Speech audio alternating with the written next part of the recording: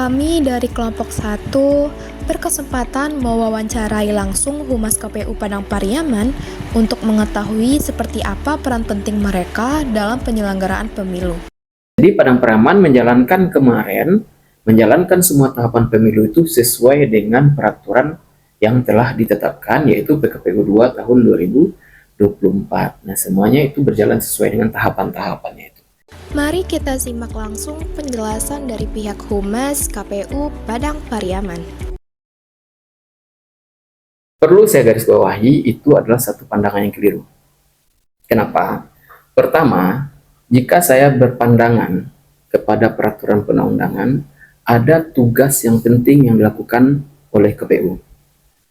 KPU itu dia menyelenggarakan pemilu maupun pilkada, itu menghasilkan produk. Kalau setelah saya produk ya, menghasilkan adalah orang-orang yang duduk nanti di lembaga-lembaga tersebut. Wah, layaknya KPU itu adalah lembaga birokrasi. Tentu ada birokrasi-birokrasi pemilu yang harus diselesaikan, baik itu secara administrasi maupun secara kegiatan lainnya. Salah satunya apa? Dokumen-dokumen pemilu kemarin itu masih menjadi tanggung jawab KPU sampai itu ada retensi pemusnahannya, pelelangannya itu dilaksanakan. Ini belum selesai sampai sekarang. Kita menyampaikan kepada masyarakat bahwasanya KPU ini adalah suatu lembaga yang memang mereka menjalankan tahapan-tahapan atau proses-proses demokrasi itu sendiri. Untuk Padang Pariaman sendiri kita sedang mempersiapkan namanya podcast. Kita sedang mempersiapkan itu, dan itu insya Allah secara berkala sekali seminggu nanti kita akan podcast dan kita live nanti di YouTube.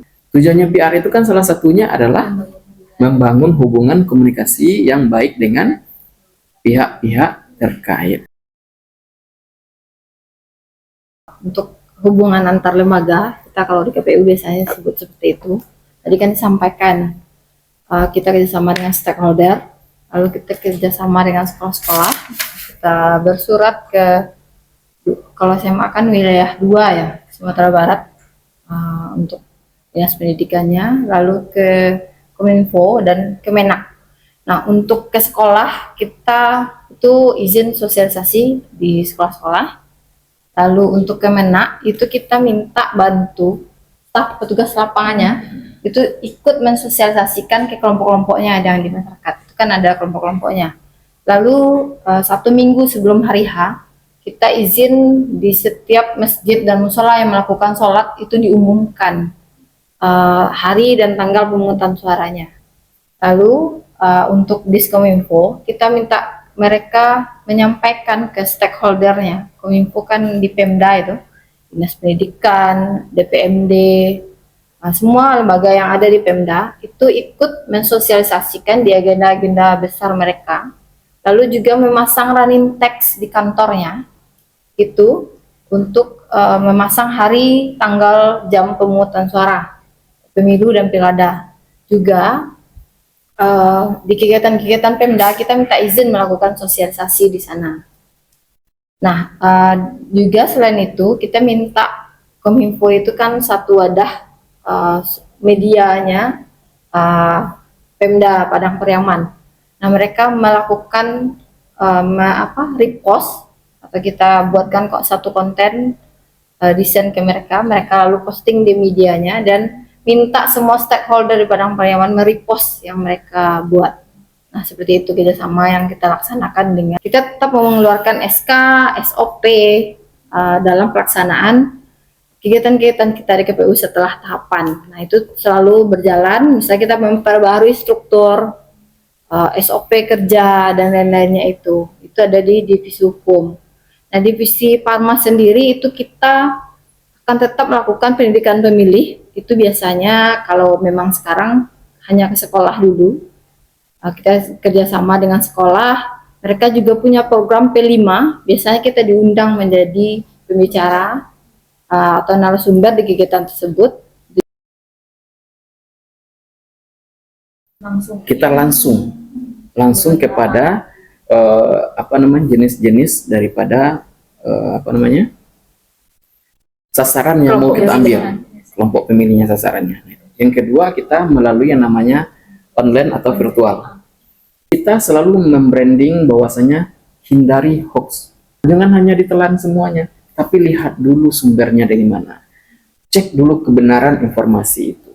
Ini yang kita selalu sampaikan kepada masyarakat. Kita punya Facebook. Nanti kalau belum ikut Facebook Padang Preman, follow ya. Ya, follow Instagramnya ada, YouTube ya. YouTube ini insya Allah kalau udah selesai ruangan kita akan podcast terus kita memberikan pendidikan. Nah, website KPU juga ada, saya lupa tadi website KPU. Kalau kawan-kawan ingin mendapatkan keputusan KPU terkait dengan pencalonan dengan penetapan pasangan calon mungkin kemarin yang terakhir ya, kan bisa unduh itu jadi hak KPU Padang Preman. Jadi itu sudah ada menunya di websitenya. Kedekatan emosional itu harus tetap dijalin antara sesama komisioner dan sekretariat juga. Makanya kita mengusahakan selalu hadir ke kantor. Kita usahakan, kalau Kak bisa pasti izin di grup. Saya nggak hadir hari ini. Contohnya Kak, tadi ketua sama Pak Doni, dia bilang saya izin nggak hadir besok. Kenapa? Saya ada kegiatan ini. Karena saya ada jadwal ini. Nah, buat kayak gitu. Ini kan komunikasi jadi lancar. Diselesaikan dalam satu rapat, bisa itu dalam rapat pleno atau rapat internal untuk menyelesaikan tantangan tentang komunikasi yang tidak. Karena masing-masing komisioner mereka mempunyai hak suara, nanti dimusyawarahkan itu. Ya, berkaitan misal dalam pekerjaan sih lebih kepada pekerjaan. Ada di satu pihak, satu sisi komisioner yang tidak sepaham, mereka berhak menyampaikan dengan tidak kepahaman mereka di pleno itu, nanti mereka carilah titik temunya di situ. Itu komunikasi dalam mengatasi komunikasi. Nah, untuk ke daerah yang kurang terjangkau, kalau sosialisasi di tahapan pilkada dan pemilu kan kita punya PPK PPS. Nah, kalau PPS kan tingkat terendah tuh. Di Nagari.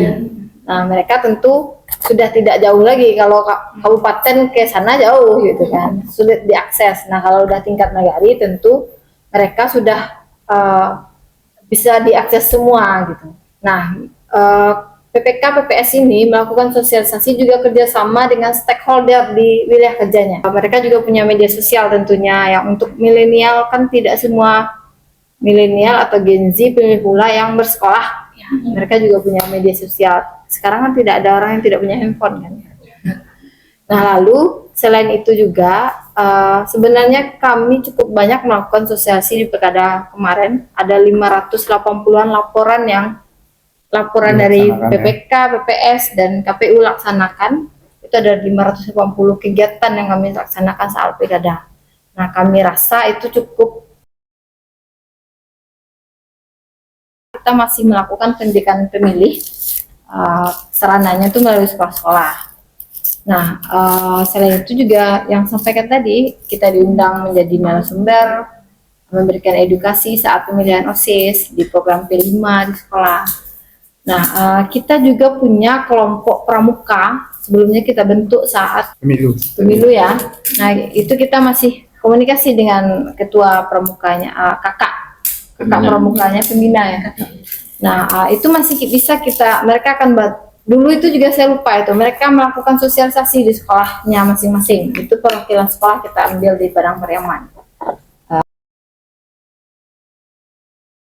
Tapi kalau sifatnya menyerang yang nama itu, tentu kita mempunyai hak jawab terhadap itu serangan itu sendiri.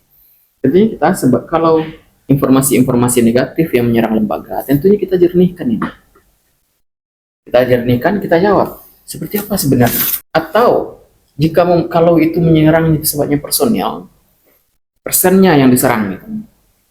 Persen tersebut bisa jadi mengambil tindakan hukum. Misalkan sudah mengarah ke pidana diserangnya atau ingin menjatuhkan citra dia sebagai penyelenggara. Bersama, habis itu kita halal bihalal bersama, itu kan salah satu bentuk dari komunikasi. Nah, seperti itu, komunikasi internal. Jadi seperti itu. Ini nggak memungkinkan bagi kita untuk melaksanakan family gathering dalam konteks seperti tur-tur sana sini, nggak memungkinkan.